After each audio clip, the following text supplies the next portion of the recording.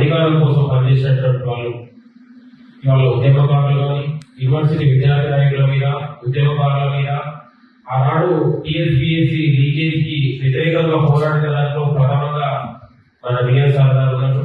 మేము యూనివర్సిటీ విద్యార్థి నాయకత్వం నుంచి నిరుద్యోగుల తరఫున మేము నాయకత్వం సంబంధించిన సందర్భంలో విఎస్ఆర్ గారు కిడ్నాప్ చేసి చిత్రహింసలు గురి చేసినటువంటి అధికారులే ఆనాడు రేవంత్ రెడ్డి గారి నాయకత్వంలో ప్రగతి భవన్ ముట్టడి కావచ్చు, ఇందిరాబాద్ కావచ్చు, రాజ్భవన్ ముట్టడి కావచ్చు, ఈ ప్రధానమైన పార్టీ పీపులలో ఆనాడు అగ్రెసివ్ గా పనిచేసినటువంటి విద్యార్థి నాయకత్వం మీద ఉద్యమకారుల మీద ఇవాళ గొంతులకే ప్రయత్నం చేస్తూ ఫోన్ ట్యాంపరింగ్ చేసి అనేక ఇబ్బందులు గురి చేసుకుంటున్న పరిస్థితి.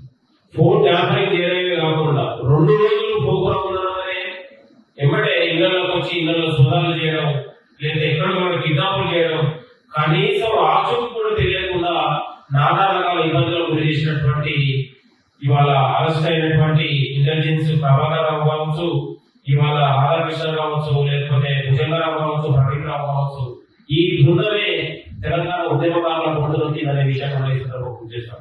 రాష్ట్ర ముఖ్యమంత్రి గారికి మేము మనవి చేస్తా ఉన్నాం, ఎట్టి పరిస్థితుల్లో వాళ్ళు బయటికి రావడానికి వీల్లేదు. వాళ్ళని సర్వీస్ ని తక్షణం రద్దు చేయాలి.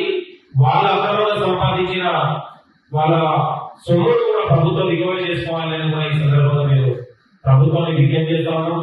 ముఖ్యమంత్రి గారు ఇవాళ అత్యంత బాధ్యతతో ఈ ఫోన్ ట్యాప్ పాల్పడిన వారిని కఠినంగా శిక్షిస్తాడు. వాళ్ళకు సరైన ఓడి వాళ్ళు ఉంటే ముఖ్యమంత్రి గారు అనే విషయాన్ని గుర్తు చేస్తాం.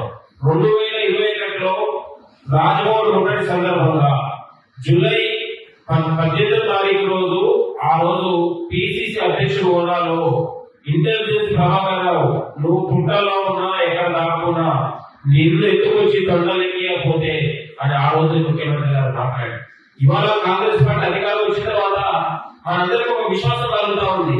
ఆ రోజు చెప్పినట్టు ఈ రోజు ఈ దొంగలే ఆనాడు కాంగ్రెస్ పార్టీ ఎదగకుండా కాంగ్రెస్ పార్టీలో ప్రధాన నాయకత్వాన్ని గొంతులోకి ప్రయత్నం చేశారు కాబట్టి వాళ్ళ పాపం పండింది. కాబట్టి ఇవాళ చెడ్డీ గ్యాంగులు అర్ధరాత్రి బట్టలు లేకుండా తిరిగి నేరాలకు పాల్పడుతుంటే వీళ్ళు మిట్ట మధ్యాహ్నం చెడ్డీ గ్యాంగులకు ఈ అరెస్ట్ అయిన ఫోన్ ట్యాపింగ్ అరెస్ట్ అయిన అధికారులకు పెద్ద తేడా ఏం లేదు. పోలీసు వ్యవస్థ మీదనే ఒక ప్రజలకు ఒక విరక్తి కలిగించారు, ప్రవర్తించారు. పోలీసు వ్యవస్థను కేసీఆర్ దిగదార్చారు.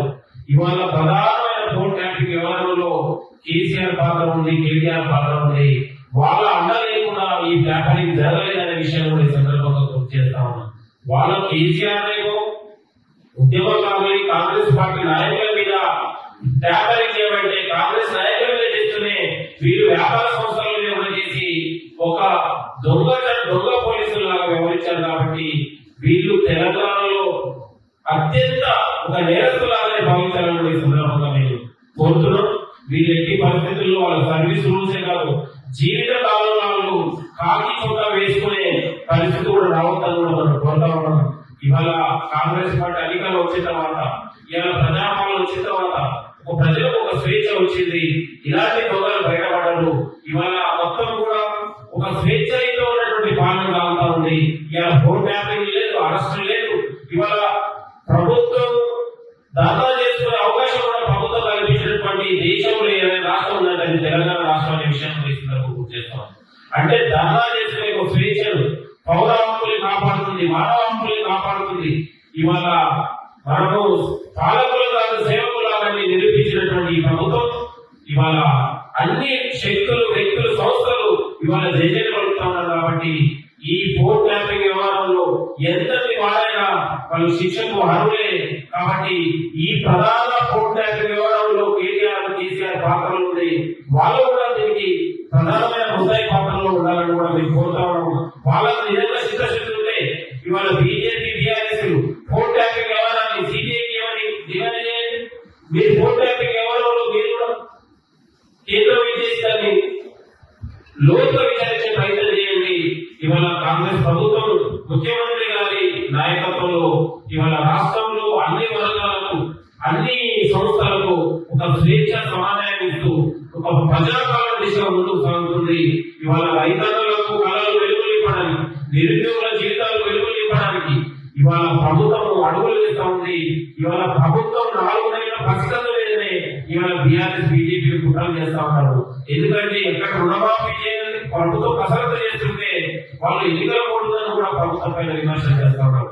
కాబట్టి కాంగ్రెస్ కి వస్తున్నటువంటి ప్రజా ఆధారాన్ని తట్టుకోలేక ఈ యొక్క విషయం కలుపుతా ఉన్నారు. కాబట్టి కాంగ్రెస్ పార్టీ ప్రజల నుంచి వేరు చేయలేదు. మరొక 10 ఏళ్ల కాలం పాటు కాంగ్రెస్ ఉంటది.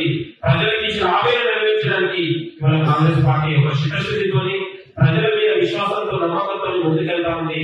ఈ ఫోన్ ట్యాపరింగ్ వ్యవహారం చాలా అత్యంత ప్రమాదకరమైంది. ఇవాళ ఈ తెలంగాణలో ఒక మానవ హక్కులని ప్రజాస్వామ్య హక్కుల్ని కాలరాసినటువంటి ఈ అంతక కూడాన్ని శిక్షించాల్సిన అవసరం ఉందని కూడా కోరుతూ ఇవాళ ముఖ్యమంత్రి గారు పూర్తిగా వాళ్ళను శిక్షిస్తారు.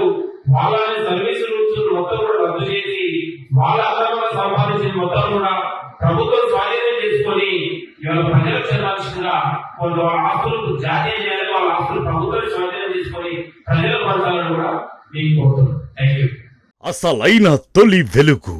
ఫాలో వాట్సాప్ @తొలి వెలుగు అఫీషియల్.